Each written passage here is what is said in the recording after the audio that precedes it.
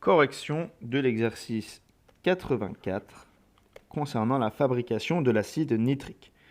Alors dans cet exercice, ce que l'on voit, on nous propose 3 étapes de la fabrication de l'acide. On nous dit, première étape, on fait brûler, donc combustion de l'ammoniac, NH3, dans le dioxygène O2 pour former du monoxyde d'azote de formule NO. Deuxième étape, on transforme le monoxyde d'azote de formule NO en dioxyde d'azote de formule NO2. Et troisième étape, réaction du dioxyde d'azote de formule NO2 avec de l'eau de formule H2O. Lors de la première question, on nous demande, parmi les 3 équations ici, de dire à quelle étape cela correspond. Donc on va les faire les unes après les autres. On va commencer par l'équation A. On lit l'équation A. On nous dit qu'ils ont ajouté 2 molécules de monoxyde d'azote, NO, avec du dioxygène pour former du dioxyde d'azote, 2 molécules de dioxyde d'azote. En regardant dans les 3 étapes, on constate que la transformation du monoxyde d'azote en dioxyde d'azote, c'est l'étape 2, transformation du monoxyde en dioxyde. Donc l'équation A correspond à l'étape 2.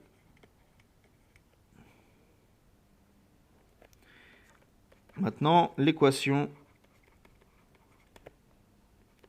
B. On nous dit qu'on ajoute du dioxyde d'azote, donc 3 molécules de dioxyde d'azote avec de l'eau, et ça le transforme en 2 molécules d'acide nitrique plus du monoxyde d'azote. Donc parmi les équations qui restent, on va regarder entre la 1 et la 3, celle qui correspond à l'ajout de dioxyde d'azote avec de l'eau. On voit que c'est la troisième réaction du dioxyde d'azote avec de l'eau, donc l'équation B correspond à l'étape 3. Donc par élimination, on peut dire que l'équation C correspondrait à la 1, mais on va quand même le vérifier.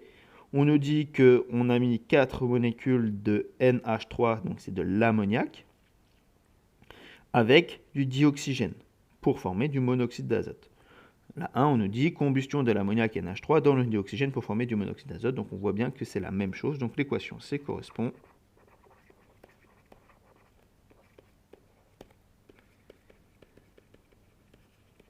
à l'étape 1. Deuxième question. Vérifiez que ces équations respectent la conservation des atomes. Alors rappelez-vous ce que cela veut dire.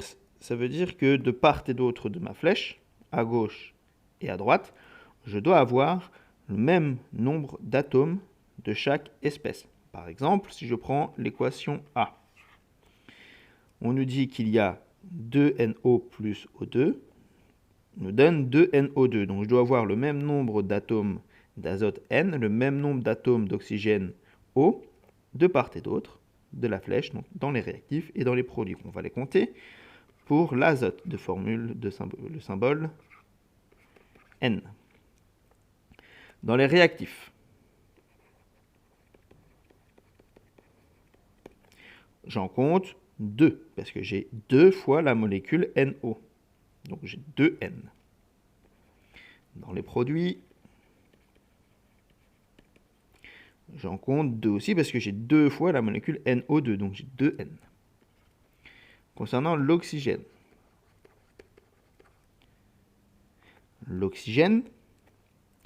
dans les réactifs, j'en compte 4. Pourquoi? Parce que dans la molécule de dioxygène, on a bien 2 fois l'atome d'oxygène, donc il est présent 2 fois ici, et il est également présent 2 fois parce qu'on a 2 fois la molécule NO.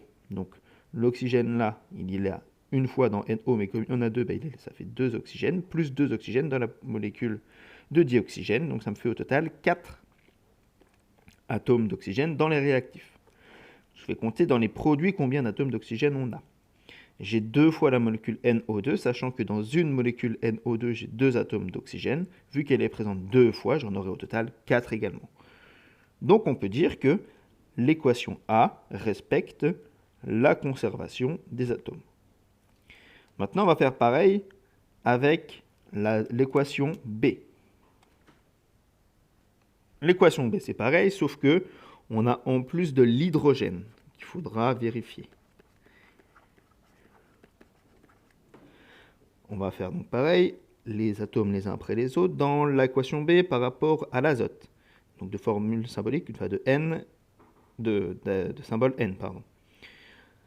Ici, nous avons 3 molécules NO2, donc ça nous fait 3 atomes d'azote. Dans le réactif, j'en ai 3 pour l'équation B. Dans les produits, le N il est présent ici et il est présent ici. Donc je l'ai une fois dans ma molécule de monoxyde d'azote, donc une fois ici. Et comme on a 2 molécules d'acide nitrique, eh bien j'ai 2 fois N. Donc 2 fois N ici plus 1 fois N ici, ça me fait 3 N aussi dans les produits. L'oxygène, je regarde, j'ai 3 fois la molécule NO2. Donc sachant que dans une molécule NO2, j'ai 2 oxygènes, vu qu'elle est présente 3 fois, eh bien ça me fait 3 fois 2, 6 fois pour cette partie-là, plus une fois pour le H2O, parce que l'oxygène est présent une fois dans H2O. Donc une fois ici, plus 6 fois ici, ça fait 7 fois l'oxygène dans les réactifs. Je regarde dans les produits ce qu'il se passe. J'ai 2 molécules de HNO3. Vu que l'oxygène est présent 3 fois dans la molécule de HNO3 et que elle est présente 2 fois, ça me fait 6 fois, plus une fois dans NO. Donc 6 plus 1, ça me fait bien 7 aussi. Maintenant, l'hydrogène, le H. Dans les réactifs, elle est présente 2 fois dans la molécule H2O. Et dans les produits, elle est présente 2 fois dans la molécule de 2HNO3. Et donc une fois un hydrogène dans la molécule d'HNO3, mais comme on a 2 fois la molécule, eh bien, ça veut dire qu'on a 2 hydrogènes. Donc là aussi, l'équation B, on peut dire qu'elle respecte la conservation des éléments atomiques. On va regarder maintenant pour l'équation C. Pour l'équation C, donc si je regarde par rapport à l'azote, dans mes réactifs, j'ai 4 fois la molécule d'ammoniac NH3, donc ça me fait 4 azote, parce que l'azote est présente une fois dans NH3, donc vu qu'on a 4 fois, bah, ça me fait 4 fois l'azote.